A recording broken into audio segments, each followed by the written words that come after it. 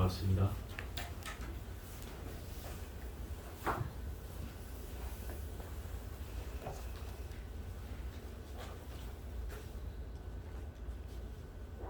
책 30쪽 피십시오.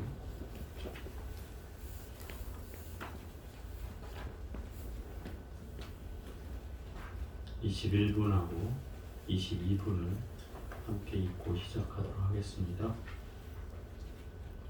피셨죠? 네. 금강반야 바라밀경 제21 설하되 설한 바가 없다. 수고리여 그대는 열애가 내가 설한 법이 있다고 생각한다. 말하지 말고 또 그런 생각도 짓지 말라. 왜냐하면 만약 어떤 사람이 열애가 법을 설한 바가 있다고 한다면 본열애를 비방하는 것이며 내가 설한 바를 제대로 이해할 수 없기 때문이니라. 주보리여 법을 설한다는 것은 설할 만한 법이 없다는 것이니 그 이름이 설법이니라. 그때 명수보리가 부처님께 여쭈었습니다.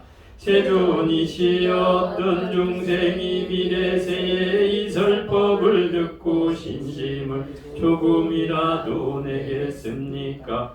부처님께서 이르셨습니다. 수고리여 저들은 중생이 아니며 중생이 아님도 아니니라. 왜냐하면 수고리여 열애가 설한 중생이란 중생이 아니라 그 이름이 중생이니라. 제22 어떤 법도 얻을 수 없다. 수고리가 부처님께 여쭈었습니다. 세존이시여 부처님께서 안욱따라 삼맥삼보리를 얻은 것은 얻은 바가 없다는 것입니까? 부처님께서 말씀하셨습니다. 그렇다 참으로 그렇다. 수고리여 나는 안욱따라 삼맥삼보리나 아주 작은 어떤 법도 얻은 것이 없으므로 그 이름이 안욱따라 삼맥삼보리니라.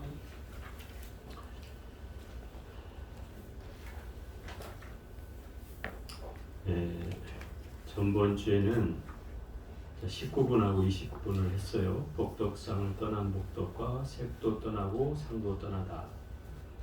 복덕이라고 하는 것은 유로복과 무로복이 있고, 유로복은 세상에 한계가 있는 복이고, 중생이 지을 수 있는 현실 속에서 지을 수 있는 복덕을 유로복이라고 한다면, 무로복은 현상의 복이 아니라 실상의 복이죠. 실상.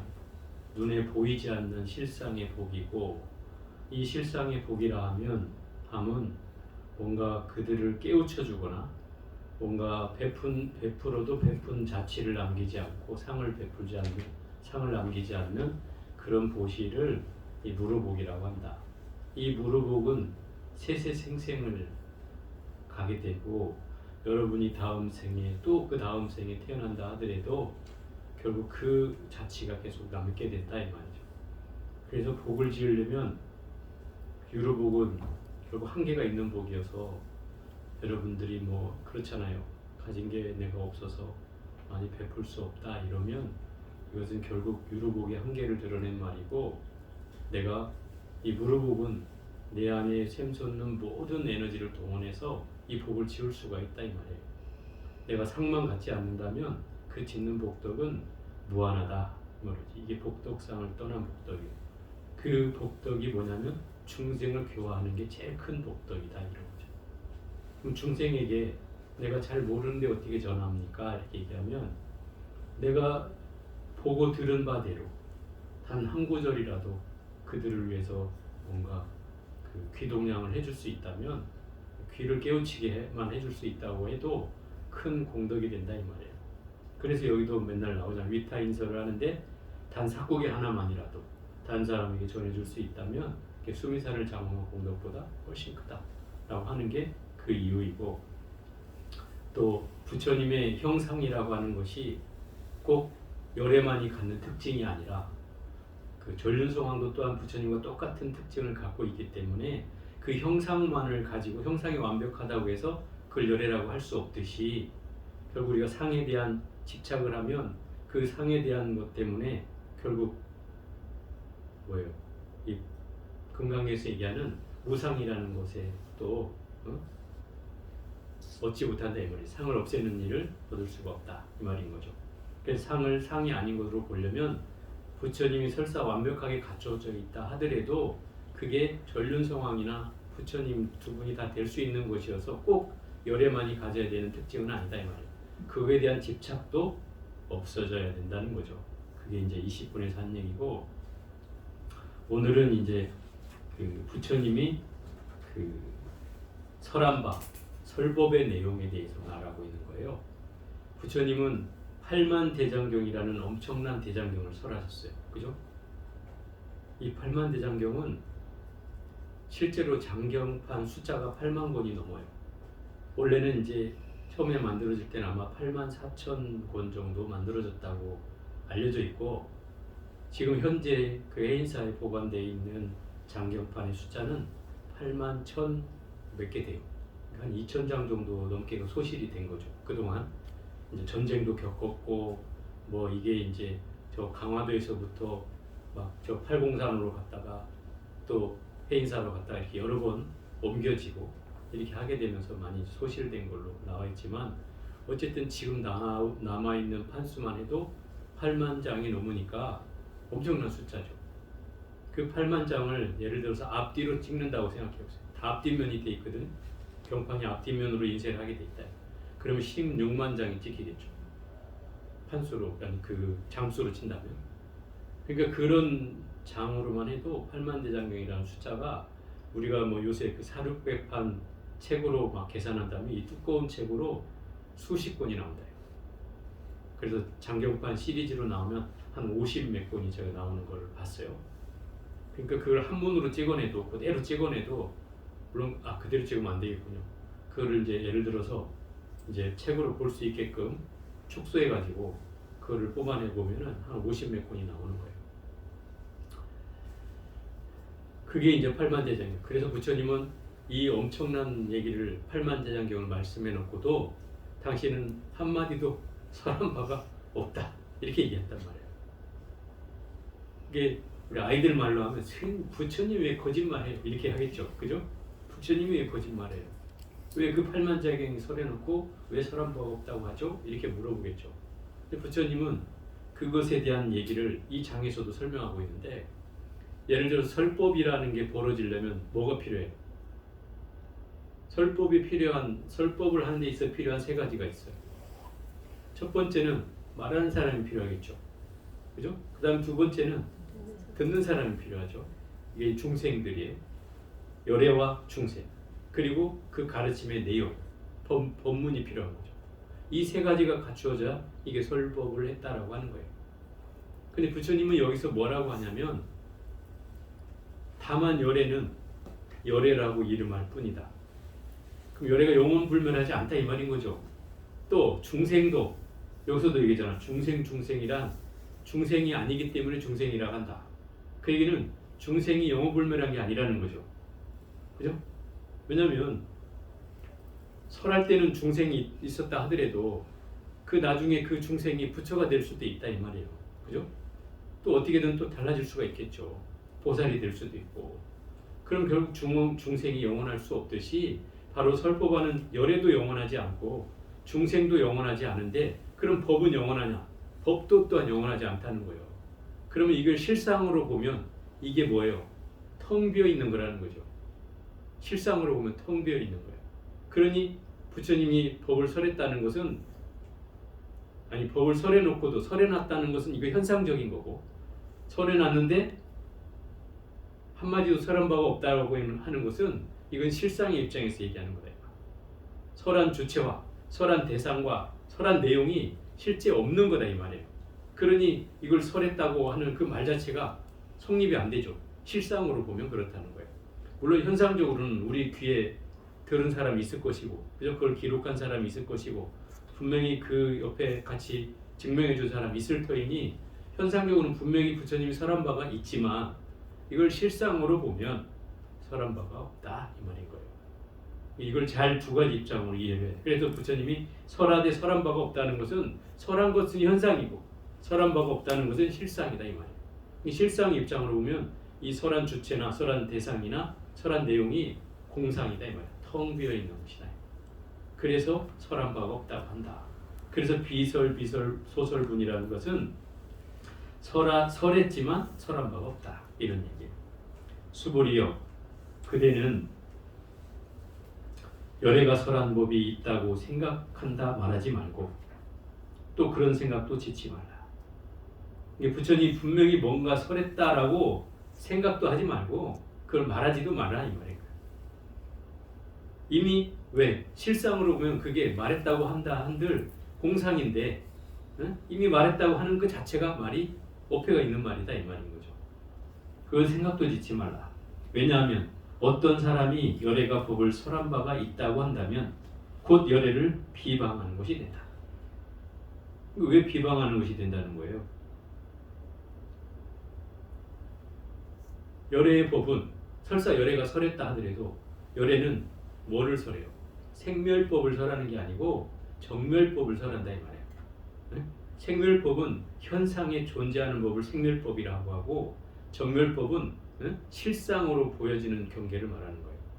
예를 들어서 열반이라는 것을 부처님이 얻었다, 또 성불했다 이런 건 있는 게 아니잖아요. 그죠? 존재하는 게 아니다 이 말이에요. 없는 법을 설한 거예요.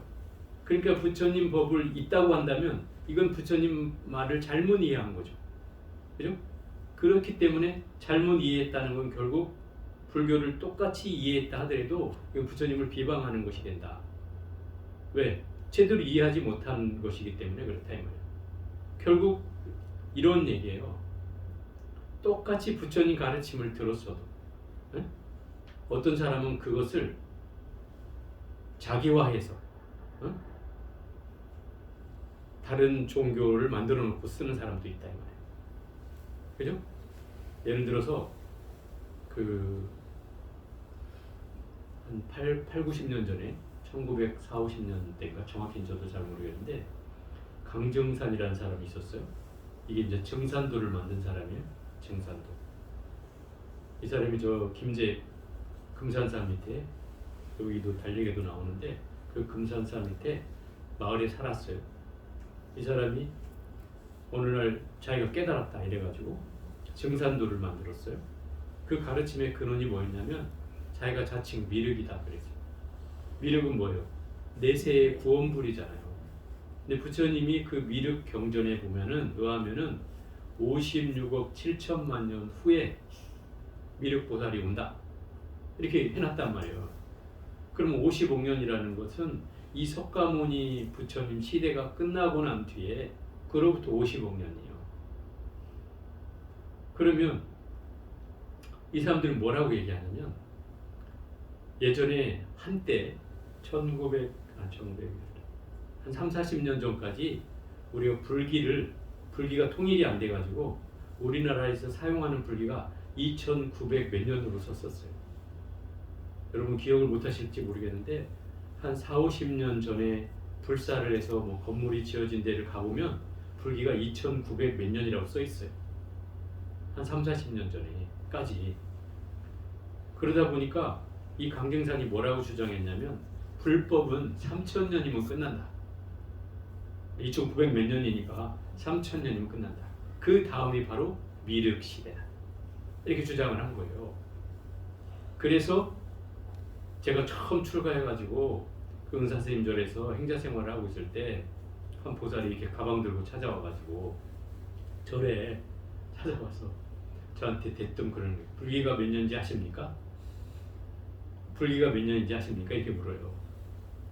저 그때는 스님이잖아요. 그래도 느낌이 벌써 안 좋은 거죠. 왜? 스님한테 불기를 묻는 사람은 없어요. 몰라서 묻는 사람은 있을지 몰라도 부자들은 몰라서 묻을 수는 있죠. 그지? 근데 이 느낌이 나는 알고 있는데 너는 아느냐 이런 식의 느낌 있잖아요. 그런 느낌으로 묻는 거였어요. 그래서 제가 대답을 하려다가 가만히 보니까 뭔가 느낌이 이상해서 물어봤어요. 뭐 하는 사람이에요? 이렇게 물어보니까 그 얘기는 안 하고 자꾸 그거를 확인하듯이 계속 해묻는 거예요. 근데 내가 대뜸 물었어요. 혹시 대순진리 아니에요? 그러니까 맞대요. 그래서 그 말을 묻는 의도를 알았죠. 그 말을 하는 순간 이 사람들이 이미 불법은 석가모니 시대는 끝났다. 지금은 미륵의 시대니 미륵을 믿어라 이 말인 거예요. 그 미륵을 주창하는 종교가 바로 이 대순진리다 이런 얘기예요. 그런데 제가 왜 강증산이 여기까지 왔냐면 강증산이가 죽을 때 그렇게 예언을 했어요. 내 몸의 일부를 얻는 자 영생을 얻으리라. 뭐 사이비 교주들이 하는 말이야 이게. 그래가지고 죽은 지 며칠 만에 무덤이 파헤쳐졌어요. 몸의 일부를 얻으면 영생을 얻는 자잖아요. 그 자기 무덤이 다 파헤쳐지고 몸뚱아리가 9갈래로 날라졌어. 그래서 그 9갈래로 나눠져서 증산미호로부터 9개의 교파가 생겼다는 뜻이에요. 그 중에 하나가 대순진리예요. 근데 대순진리의 출발은 바로 미륵신앙으로부터 만들어진 거예요. 그러니까 사상적으로는 불교신앙을 따왔고 또 조직적으로는 기독교의 조직을 따왔고 또 의식적으로는 유교의 의식을 제사의식을 갖다가 이 사람이 사용하는 거예요. 그게 좋은 종교의 장점을 다 이렇게 짬뽕해가지고 그걸 사용하는 게 대순진리예요. 그 사람들 보면 조상의 덕을 못 받았다고 막 조상기도 하란다고 그러고 막 사람 만나면 그런다고 하잖아요. 그게 이제 요새는 말빨이 안 믿기니까 그런 걸로 이제 사람들을 교화한다 이 말인 거죠. 어찌됐든 부처님의 말씀을 그 미륵보살이라고 하는 것을 얘기하는 것은 물론 예전에 우리 그 후삼국 시대에 그 애꾸눈이었던 궁예가 당신이 자칭 미륵이라고 한 적이 있어요. 그 이후로 이런 사람들이 하나씩 등장했어요. 이 사이비의 특징은 기독교도 마찬가지잖아요. 자칭 자기가 예수라고 해가지고 무슨 재림을 한다, 휴거를 한다, 2000년대 얼마나 대단했어요. 그런 상황들이 계속 만들어지는 거예요. 그럼 예수가 재림할 일도 없고 그렇다고 미륵불이 온다고 해도 이 3000년 만에 나타나지는 않는다 이 말이에요. 아직 석가모니 불시대가 끝나지 않았어요. 지금은 불기를 1970 몇 년도인가 80 몇 년도에 그 세계 불교도 협의회에서 통일을 했어요. 불기를. 그래서 지금 우리가 쓰고 있는 2500 지금 60 올해가 7년인가요? 7년이라고 쓰고 있는 거예요. 이것은 이제 부처님의 연대기를 통일했다는 뜻이에요. 각 나라마다 틀리니까 부처님이 언제 BC 몇 년 전에 태어났고 몇 년 전에 돌아가셨다. 이거를 이제 정리를 한 거예요. 그래서 부처님이 탄생한 날은 BC 624년에 탄생을 했고 BC 544년에 돌아가셨다. 이렇게 이제 정리가 됐고 그로부터 따져 보니까 지금 2500 몇 년이다. 이렇게 정리가 된 거죠. 그래서 불교가 이제 통일이 된 거예요. 물론 이제 역사적 근거도 나름 있어요. 그게 정확하진 않지만 여러 가지 설이 있었으니까. 어찌 됐든 우리가 그런 말이 있잖아요. 소가 먹은 물은 우유가 되고 뱀이 먹은 물은 독이 된다. 이것은 그 똑같은 물을 먹어도 먹는 사람에 따라서 먹는 성분에 따라서 이렇게 선이 될 수도 있고 악이 될 수도 있다 이런 얘기예요. 이 사이비 교주도 똑같죠.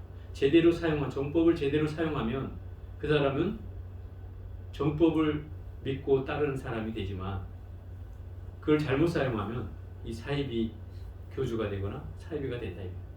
여러분 사이비란 말을 잘 들어봐야 돼요. 사이비가 비슷할 사자, 이가 어조사 이자예요. 비는 아닐 비자. 재밌는 말이에요. 비슷한데 아니다 이 말이에요. 그죠? 비슷한데 아니다.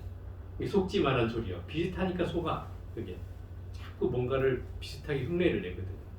근데 아닌 거예요. 그게 결국은 진리를 제대로 설한다라고 하는 것은 부처님이 내가 절대자다. 이렇게 주장하지 않았어요. 부처님은 절대. 그죠? 당신이 설해놓고도 난 설한 바가 없다. 이렇게 얘기해요. 왜? 거기에 대한 집착을 하지 말라는 뜻이에요. 그 말에도 떨어지지 말라는 거예요. 말구에도 떨어지지 말라는 거예요.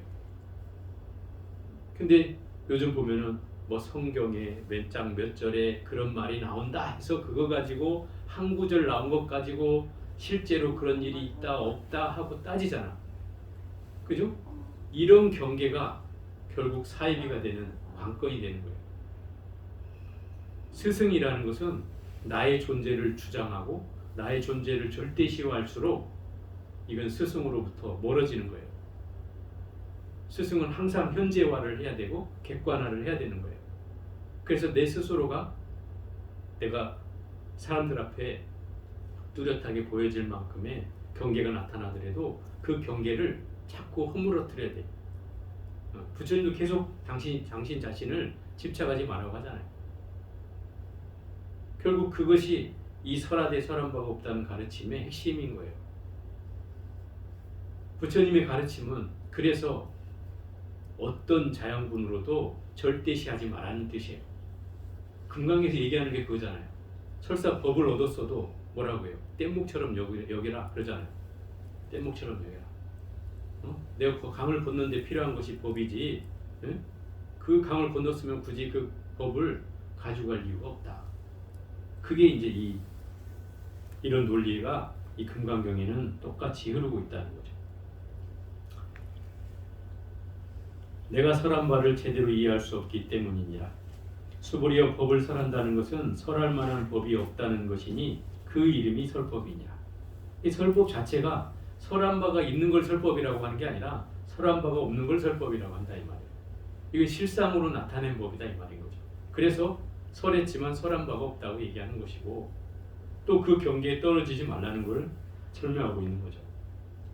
그때 해명수보리가 세존이시여 어떤 중생이 열애세 미래세에 이 설법을 듣고 신심을 조금이라도 내겠습니까? 부처님께서 이르셨습니다. 수보리여 저들은 중생이 아니며 중생이 아님도 아니니라. 그러니까 미래세라는 것은 우리를 두고 하는 소리다 이 말이야. 우리를 두고. 시간이 지나서 미래세에 이 수보리가 걱정을 해. 미래세 사람들은 이렇게 어려운 법을 만약에 부처님도 없이 설명하는 걸 들으면 믿음을 내기가 어렵지 않겠냐. 이걸 수보리가 의심하자 부처님이 앞에 전반부에도 그런 대목이 나와요. 절대 걱정하거나 의심하지 마라. 그 미래세의 중생이라 하더라도 그 사람이 과거에 분명히 성금 공덕을 지은 사람이 있어서 모든 부처님 자리에 공양을 올리고 이렇게 했던 사람들이 분명히 있을 것이다. 그런 사람들은 이 부처님 말씀을 딱 한 번 듣기만 해도 믿음을 일으키게 돼 있다. 그리고 그 사람은 절대 물러설 마음을 내지 않는다. 이게 그 사람의 공덕이기 때문이다. 그러니까 그걸 걱정하지 말라는 거예요. 그렇게 이제 앞에 전반부에는 나왔거든요. 여기서는 이렇게 얘기하는 거예요. 중생이라는 것은 실제로 중생이 아니며 중생이 아님도 아니라 중생인 것도 아니고 중생 아닌 것도 아니다. 왜? 항상 중생일 리는 없잖아요. 항상 중생일 리는 없기 때문에 중생이 아니라고 하는 것이고 또 중생 아님도 아니라는 것은 그 중생에서 부처가 되고 그죠? 또 중생에서 보살도 되고 하기 때문에 중생 속에서 출발하잖아요. 결국. 그러니 중생이 아닌 것도 아니고 그렇다고 중생도 아니다 이 말인 거죠. 그러니까 이런 경계에 빠지지 말라는 거예요. 중생이라는 경계에 빠져도 문제고. 그러니까 이게 무슨 얘기겠어요? 어떤 상을 갖지 말라는 거죠. 저 사람은 아주 못난 사람이야. 이런 상을 가지면 그 사람이 얼마큼 달라져 있을지는 알 수 없잖아요. 시간이 지나면. 그럼 내가 그 사람을 아주 못난 사람이라고 여겼다면 나중에는 후회를 하게 되겠죠. 예를 들어서 여러분들이 그런 생각을 아마 해본 사람들이 많을 거예요. 시간이 한참 지난 뒤에 옛날에 내가 초등학교 친구나 중학교 친구나 뭐 고등학교 친구를 만났을 때 제가 어렸을 때는 아주 나보다 공부도 못하고 지질이 못났고 아주 막 그랬던 애인데 오늘 딱 만나보니까 너무 멋져진 거야. 그런데다가 또 뭐 어디 막 대기업 뭐 어디가 막 근무하고 있고 뭐 잘 나가고 있어. 그때 느끼는 이제 상실감이 생기는 거죠. 자기 스스로가 저 어렸을 때 참 내 발끝도 안 됐는데 오늘 보니까 너무나 애가 잘 나가고 있는 거예요. 그러니까 내가 과거의 생각에 사로잡혀 있으면 막 부하가 치미는 거죠. 나는 뭐 했지? 그동안에 저거 나한테 말해 발끝도 때도 안 되던 게 오늘날 출세했다고 참 내가 자존심이 상하네? 이런 마음이 든다면 이건 내가 그 사람에 대해서 뭐를 가진 거예요? 과거로부터의 그 고정관념을 가지고 있는 거죠. 그래서 그 사람으로부터 똑같이 그랬어야 내가 마음이 좀 풀렸을 텐데 뭔가 변한 모습을 보니 마음이 오히려 내가 쫄아들었다 이 말인 거죠. 위축이 되는 거예요. 반대로. 그것은 결국 내가 그 사람에 대한 인상을 가지고 있었기 때문에 그런 거죠. 지금까지. 이미 세월이 지나는 만큼 내가 변하는 만큼 다른 사람도 변했을 거라고 인정되지 않고 나는 이렇게 변했어도 저 사람은 그래도 있을 거라고 생각을 했던 거죠. 이게 우리의 기억이에요. 이게. 그렇죠? 그래서 여러분들 중에도 여러분 자식을 바라보면 아마 부모들이 아마 그런 생각을 대체로 갖는 것 같아요. 나이가 먹어서 지금 이제 성인이 됐고 또 심지어는 시집을 갈 때가 됐고 또는 시집을 갔고 그죠? 이렇게 어른이 돼서 살고 있는데도 부모님 입장에서 보면 애 같단 말이에요. 안 그래요? 그러죠? 애 같아. 그 표현하는 말이 걱정하는 말들 하는 거예요. 그래서 예전에도 뭐 하는 얘기들은 80 먹은 노인네가 60 먹은 자식한테 얘야 조심해라 몸 조심해라 맨날 이런다고 하잖아요. 그게 그 사람들 눈으로 보면 아직도 애야. 그때 기억이 남아있다 이 말이에요. 저도 내 출가한 지가 지금 30년이 넘었는데 아직도 애 취급받아. 내가 상자가 지금 둘인데 의사센터에 가면 아직도 내가 한 30살 먹은 애처럼 보여. 걱정되시는 것 같아. 늘 그 말씀을 하시니까. 그래서 내가 가만히 생각해 보니까 이 생각이라는 것이 세월이 지나도 늘 처음에 봤을 때 생각으로 남겨져 있다는 거예요. 그 시각으로 남겨져 있으니까 얘는 이만큼 변했는데도 그게 인정이 안 되는 거죠. 기억 속에서. 그러니까 자꾸 그때만 얘기하는 거예요. 그러니까 이것이 뭐냐면 이런 게 이제 불교에서 말하는 상이거든. 상. 이 상을 내려놓지 않으면 어쨌든 괴로운 일이잖아요. 그 변화를 인정하지 않게 되는 거니까 늘 괴로움인 거예요. 따져보면. 지금을 인정해줘야 되는데 지금은 온데간데 없고 늘 과거만 얘기하고 있다 이 말이죠. 늘 과거에 사로잡혀 있는 분들의 특징이 이런 거예요. 이게 이제 상에서 못 벗어나는 거죠. 그걸 말하는 거예요. 그러니까 신심을 낼 것을 걱정하지 마라 이런 얘기죠. 왜냐하면 수보리여 열애가 설한 중생이란 이 중생이라는 것은 중생이 아니라 그 이름을 중생이라 할 뿐이다. 이름이 중생일 뿐이지 영원불멸하게 한 번 중생이 계속 영원히 중생은 아니다 이 말이에요. 그죠? 여러분이 어렸을 때는 설사 코 흘리게고 지질이 뭐 오줌이나 싸고 소박 맞아서 또 소박 맞는다거나 오줌 쌌다고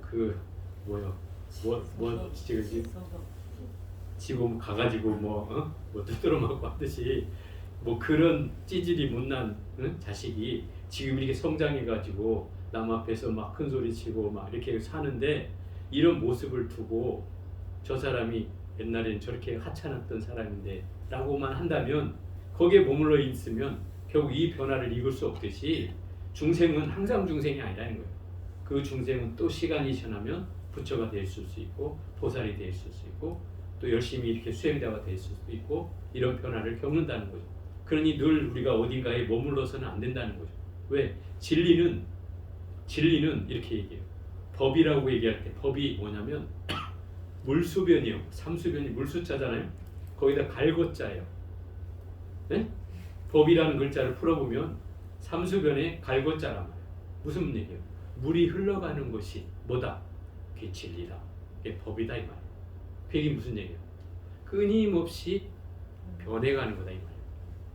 네? 그게 속성이라는 거예요. 진리는 그런 거예요. 진리는 계속 내 앞에서 흘러가는 거예요. 이것이 고정되어 있다면 이건 죽어있는 거와 마찬가지다 이 말이에요. 이게 살아있는 것이 아니다. 그래서 불교에서는 이 선가에서 하는 말 중에 이렇게 얘기해요. 삭구냐 활구냐 이렇게 얘기해요. 활구라는 것은 살아있는 구절이냐 삭구는 뭐예요? 죽어있는 구절이냐.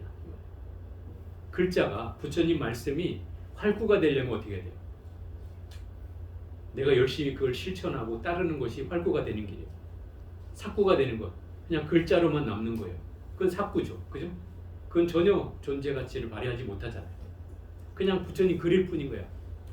아무 의미도 없죠. 그러면 누가 좋다고 한들 그냥 그릴 뿐인 거죠. 근데 그것이 내가 사람 숨쉬게 하려면 내가 그걸 열심히 읽고 열심히 실천하고 열심히 수행하고 그럼 그 글자가 활구가 되겠죠. 그죠?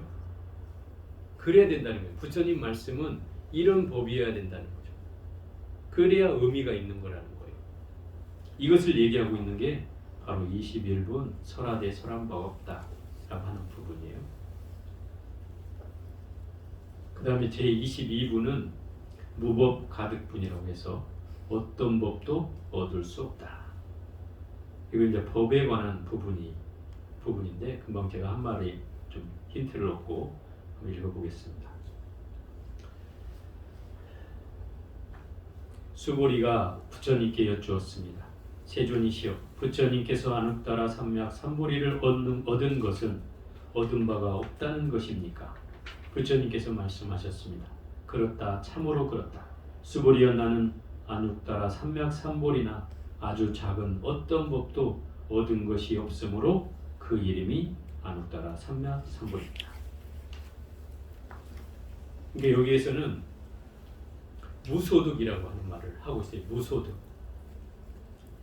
무소득은 뭐예요? 소득이 없다. 현실적으로는 여러분 무소득자 이러면은 소득이 없는 사람이잖아요. 그죠? 실업자를 무소득자 이렇게 얘기해요. 근데 이 무소득이라는 말은 사실은 이 불가에서 나온 말인데 이것은 이런 뜻이 아니에요. 현상적으로는 뭐 소득이 없는 사람을 무소득자라고 하지만 불교에서 말하는 이 무소득이라는 말은 얻을 바가 없다 이런 뜻이에요. 진리라는 것은 얻을 바가 없는 것이다.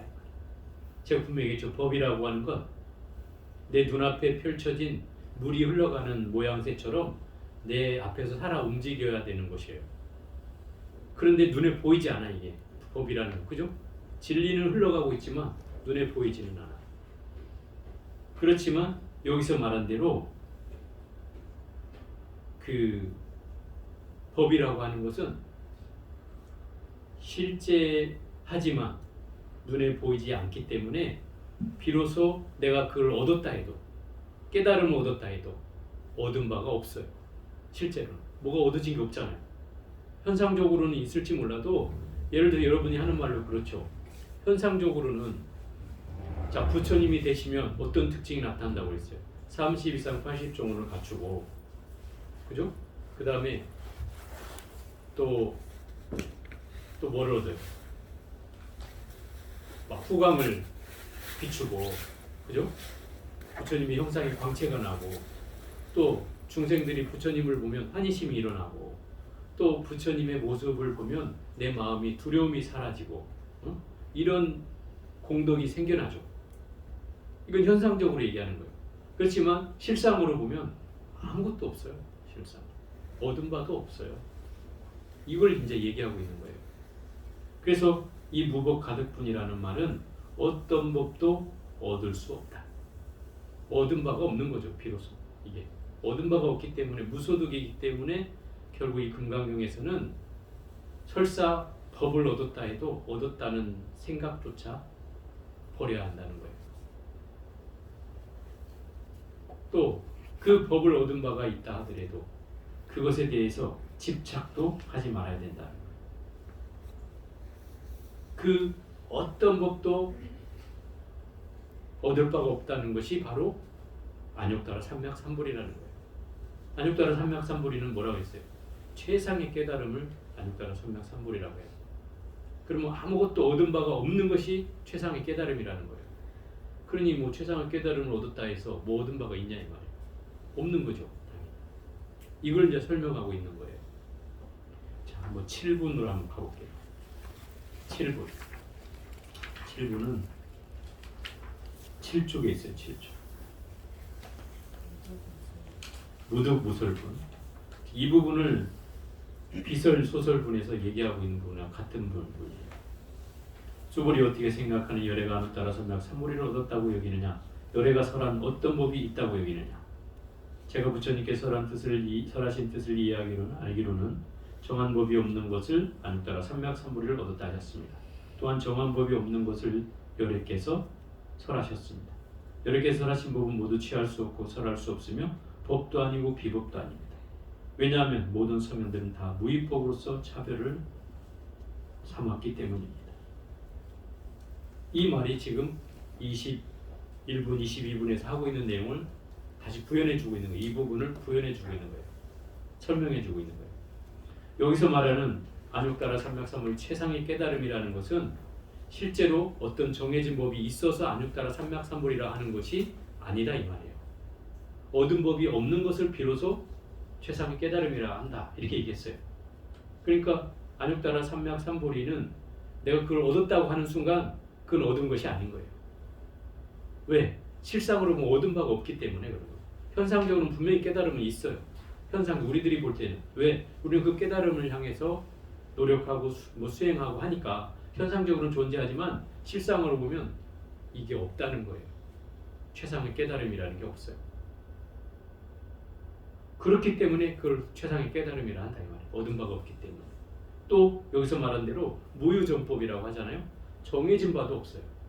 어떤 정해진 바가 있다면 내가 그걸 향해서 나아가기만 하면 되잖아요. 근데 이 정해진 바도 없어. 그러니 여기에 뭘 집착하냐 이 말인 거죠. 얻을 바도 없고 집착할 바도 없고 정해진 바도 없는 거예요. 이 금강경에 흐르는 가장 큰 내용이 무상이요, 무소득이요, 또 무유정법이요, 또 무아요, 무루요, 무이요, 뭐 이런 말들을 다 갖다 붙일 만큼의 경전이 바로 이 금강경이에요. 그럼 결국 이 금강경의 요지라는 건 내가 가지고 있는 상과 집착을 깨트려 주는 것이 바로 이 금강경의 핵심이기 때문에 모든 그 경전의 내용이 또 부처님의 말씀이 바로 이걸 깨트려 주는 것으로서 소명을 삼는다 이 말이에요. 내가 가지고 있는 뭔가 내가 열심히 노력하면 뭔가 이룰 수 있다는 것은 현상적으로는 가능한 얘기잖아요. 그러나 실상으로 보면 없다는 거예요. 네가 그 노력하는 가치가 얻었다고 하더라도 그건 존재하는 게 아니다. 실상은 없는 거라. 그러니 집착하면 그건 절대로 좋을 수가 없다는 거죠. 그래서 맨날 여기서 하는 말처럼 설하되 설한 바가 없고 얻어도 얻은 바가 없고 해도 한 바가 없다 이렇게 얘기하는 거예요. 말이 어려운 말이지만 말은 이해가 되죠. 거기에 대한 집착을 하지 말라는 거예요. 해도 한 바가 없이 하고 말을 해도 설한 바가 없이 하고 그죠? 법을 얻어도 얻은 바가 없이 얻으라는 거예요. 그게 금강경에서 얘기하는 거예요. 그런데 중생들은 이것을 얻고자 하죠. 그죠? 얻고자 하고 말하고자 하고 그죠? 뭔가를 듣고자 하죠. 이건 현상계에는 분명히 가능한 일이에요. 그런데 만약에 내가 가르침을 얻었다면 또 수행을 통해서 뭔가 깨달음을 얻었다면 그것은 실제로는 얻은 바가 없다 이 말입니다. 그러니 어디에 집착할 것이 없다 이 말입니다. 이것이 중생의 입장으로 보면 끊임없이 노력을 해야 될 이유지만 부처님의 입장으로 보면 너와 나의 차별이 없기 때문에 부처님도 그래서 너를 중생이라고만 하지 않는다는 것은 너도 언젠가는 부처가 될 수 있다는 뜻이고 그러니 내가 너를 차별하지 않는 것이다. 왜? 너의 성품이나 나의 성품은 너는 막이 가려져서 그걸 못 볼 뿐이고 나는 그 막을 열고서 보았을 뿐인 거예요. 그 차이만 있을 것이지 너와 나는 근본적인 차별이 없다. 그래서 중생을 중생이라고 하지 않는 것이다. 이런 거예요. 그러니까 결국 부처님이 중생을 바라보는 안목이 이미 차별이 없는 데서부터 시작한다 이 말이에요. 중생을 차별하고 얘기하는 게 아니에요. 차별은 없다는 전제하에서 얘기하는 거예요. 그러니까 이 실상의 입장으로 보면 중생과 부처가 차별이 없고 그죠? 그 다음에 번뇌와 보리가 번뇌와 깨달음이 차별이 없어요. 그죠? 그리고 생사와 열반도 차별이 없어요. 그게 하나라는 뜻이에요. 이 경계를 이 금강경에서는 계속 설명하고 있는 거예요. 그걸 알아듣기 위해서는 어떻게 해야 되냐면 내가 가지고 있는 이 고정불변하는 집착, 그죠? 끊임없이 내가 과거로부터 흘러왔던 이 선입견, 고정관념, 이게 상이거든요. 이걸 깨라는 거예요. 그걸 가지고 있는 한 나는 여전히 과거에 머물러 있게 된다 이 말이에요. 그죠? 내가 내 자식을 아주 어렸을 때 그 품 안에 있던 자식처럼 여기듯이 성인이 됐음에도 불구하고 그런 의식이 남아있다면 아직도 내가 그 과거에 사로잡혀 있구나 이런 생각을 해야 된다 이 말이에요. 그래야지 그걸 헤어날 수 있는 거죠. 그죠? 또 여전히 나는 지금 현재 진행형이지 절대 과거에 있지도 않고 미래에 있지도 말아야 된다는 거예요. 그것은 현재 지금 내가 살아있어야 된다는 얘기예요. 지금 이 현재. 그게 부처님이 하신 말씀의 핵심이요. 그게 활구예요.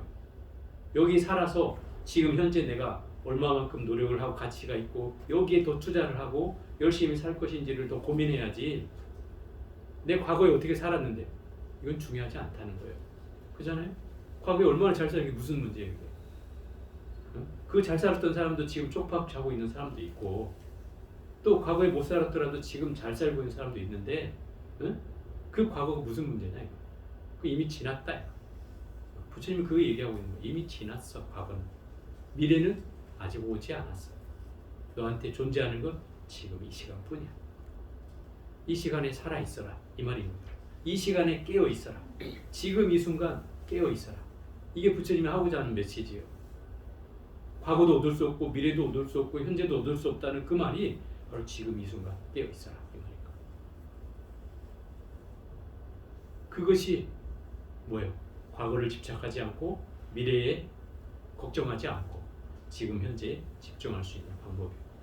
또 내가 가지고 있는 모든 선입견들을 다 떨쳐내는 일은 이게 과거를 버리는 일이에요. 과거에 의지하지 않는 일이고 과거에 끌려가지 않는 일이에요. 그게 고정관념이나 선입견에 치우치지 않는 거예요. 고정관념이나 선입견이라는 건 과거의 생각일 뿐이에요. 그렇잖아요. 이미 내가 과거에 쌓아온 생각들이에요. 근데 우리는 그걸 가지고 항상 현재를 바라보기 때문에 그래서 힘든 거예요. 이게 없으면 선입견이나 고정관념이 없다고 해요. 그럼 어떻게 할까요? 그냥 그대로 보는 거예요. 있는 그대로. 그죠? 있는 그대로 보게 돼 있어요. 그러니 집착을 하겠어요? 안 하겠어요? 집착이 없죠, 당연히. 있는 그대로 보는데 뭘 집착해. 이것이 바로 지혜의 안목이에요. 그러니까 결국 우리는 선입견과 고정관념이라는 이 과거의 생각만 떨쳐낼 수 있으면 또는 설사 떨쳐내지 못한다 하더라도 내가 저기에 끌려가고 있다는 사실을 알아차리기만 한다면 내가 이 현재를 제대로 볼 수는 있다 이 말이에요. 이게 바른 안목이에요. 이게 정관이에요. 바른 견해, 정견이고 이것을 가져야 우린 지혜가 생겨나는 거예요. 그러니 결국 이 금강경에서 하는 얘기는 다 곱씹어봐도 이 세상을 잘 살기 위해서 이 세상을 제대로 보기 위해서 이 부처님 가르치면 끊임없이 내가 가지고 있는 이 선험적 기억과 또 과거에 가지고 있는 고정관념과 선입견에 대한 그런 집착을 깨주는 것이다 이 말이에요. 그것을 없애려고 해주는 거예요. 그건 다 허상이라는 거예요. 거기에 끌려가지 말라는 거예요. 그게 가장 어리석은 중생들이 하는 짓이라는 거예요. 그걸 벗어날 수 있으면 그게 바로 지혜로운 자이고 그게 안목이 열린 자이고 그게 깨닫고자 하는 자예요. 그게 보살이죠. 이걸 이제 설명해 주는 거예요. 그러니 금강경에서 하는 말들은 결국 그걸 통해서 내가 가지고 있는 지금까지 버리지 못하는 이 상이나 집착이나 또 번뇌나 괴로움이나 또 망상이나 생각의 이 찌꺼기들을 다 떨쳐내게 만든다 이 말이에요. 이 금강경이라는 건 바로 그런 경전이에요. 이 금강경을 통해서 여러분들이 자유로움을 얻어야 된다는 뜻이에요. 자유자재라는 말은 이걸 깨줄 때 비로소 내가 자유로워지는 거예요. 내가 여기에 갇혀 있었구나. 이걸 알 때 자유로워지는 거죠. 그죠? 내 스스로가 세상에 갇힌 줄을 알아야 그 벗어날 수 있는 방법을 찾는 거죠. 갇힌 줄을 모르면 평생을 살아도 벗어날 길이 없는 거죠. 그죠? 못 찾는 거예요. 내가 갇혀 있는지도 모르는데 어떻게 거기 나갈 생각을 하겠어요. 근데 우리가 이 금강경이라는 경전은 네가 지금 네 울타리 안에 네 세장 안에 갇혀 있다 이렇게 얘기하고 있는 거예요. 넌 거기를 박차고 나와야 돼. 나오려면 네가 가지고 있는 생각과 집착과 상과 모든 이런 망상들을 다 실제하는 게 아니야. 이게 다 현상이야. 거기 속지 말고 나와. 이렇게 얘기하고 있는 거다. 부처님.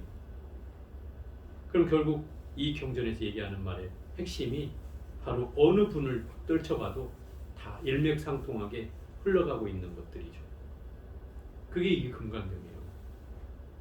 그러니 이 금강경을 배우면 어떤 분은 뭐 신심이 난다 하고 어떤 분은 뭔가 공부를 하는데 재미가 있다 하고 하는 것이 바로 이런 것들을 깨뜨려 주기 때문에 우리가 가지고 있는 모든 관념들을 돌이켜서 살펴볼 수 있어진다는 거죠. 그래서 이것은 반드시 책 속의 부처님 말씀이 아니라 내 앞에 살아 숨쉬는 글귀이자 말씀이자 실천의 도구가 되어야 된다 이 말이에요. 그죠? 그래야지 이게 활구가 되는 거예요. 이 금강경. 자, 오늘은 여기까지 해보도록 하겠습니다.